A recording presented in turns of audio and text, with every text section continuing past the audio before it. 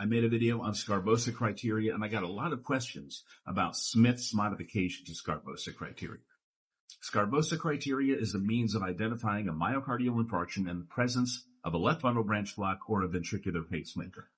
The original criteria, as developed by Dr. Elena Sgarbossa, were the following three ECG findings, and I'm going to cover them out of order to make it easier to jump into Smith's modification.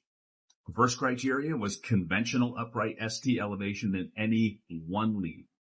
The third criteria was discordant ST depression, meaning the R wave and the ST segment are depressed, and you're looking for that between leads V1 and V3. That would be indicative of a posterior infarct. The second criteria had to do with discordant ST elevation, meaning the R wave was depressed below the isoelectric line, but there was ST elevation above it. So if there was ST elevation, discordant ST elevation of greater than 5 millimeters, that was considered a positive finding.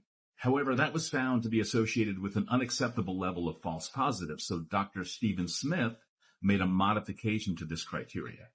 And if you're not following Dr. Stephen Smith on social media, you are missing out because he is a gold mine of information about identifying markers for occlusive myocardial infarction on an ECG, and I will link his blog in my bio.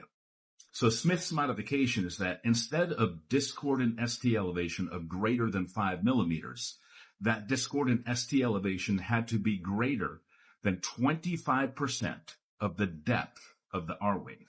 So let's say your R wave is 16 millimeters below the isoelectric line. That's 16 small boxes. Your discordant ST elevation would have to be greater than 4 millimeters to be considered a positive finding.